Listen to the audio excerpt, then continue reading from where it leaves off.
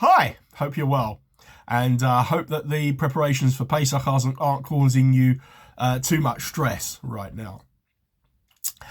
Just a quick thought for Pesach.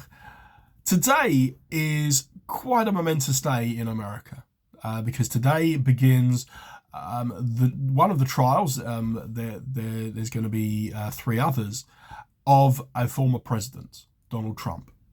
And he's being held. It's going to be a criminal trial, and it's the first time that a former president has been put on trial in America. And you can argue the whys and wherefores. I think it's great that a democracy, it's a great healthy sign of a democracy, showing that it can hold its leaders to account. But there were two responses that I heard to this that I thought were very interesting. One was a chap called Frank Luntz, who's a psephologist. He's an election watcher, a pollster, statistician who specialises in elections. And he noted that at each of the four indictments that that Trump has been undergone, and each time his poll ratings have actually gone up. He's portrayed himself as a martyr or whatever, witch hunt. And that's had a positive effect on his poll ratings. Somebody else said something which, I'll be honest with you, I can't remember who it was that said this, but it really resonated with me. They said that it's clear that Trump has no shame, and that the way he's behaving is in a way that other people would want to, these are things that would be embarrassed about, that would try to brush under the carpet, to try to make go away. But for him, he lives in this zone, if you like. And he said this journalist said that without shame, you can't have a properly functioning democracy.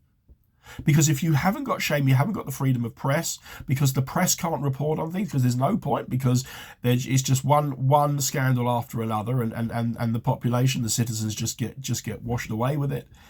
And so people can get away with things. There's no accountability, and if there's no accountability, then there's no democracy. You need shame to have a free society, because people need to be embarrassed if they've done something wrong and want to fix it up or want to be held accountable for it. And the population as a whole, the citizens, the voters, need to be aware of that. I just want to park that for a minute. There's an often quoted Mishnah at the end of Pesach, the Masechta, the tractate of Mishnah and Gemara that deals with, guess what, the Pesach. Chapter 10, Mishnah 5, right at the end.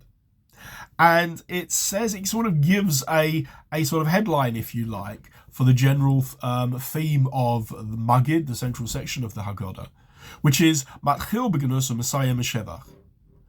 We start Matchil b'Gnus, we start with shame, b'Gnus, and we end with praise presumably of God.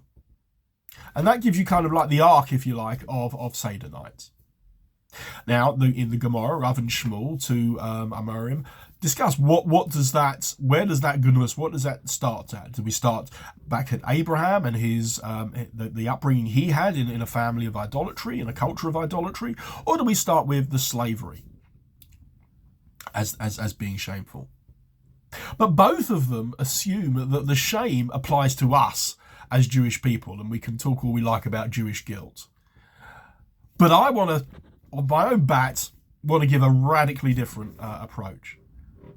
I want to talk about the shame of the Egyptians and of Pharaoh. You see, like I was saying earlier about Trump, in an autocracy, there is no shame. There is nothing the leader can do wrong, because there's a bunch of minions that'll cover it up for them. So if they have no shame, there is no freedom. What we need to appreciate is, for us to be truly free, there needs to be a sense of accountability. There needs to be a sense of shame, because otherwise anyone can get away with whatever they like. And that's a lesson I would take away from what's going on in America right now. Wishing you Shabbat Shalom, Chag Kasher v'Sameach. Have a happy, healthy, and kosher Pesach. Thanks for watching.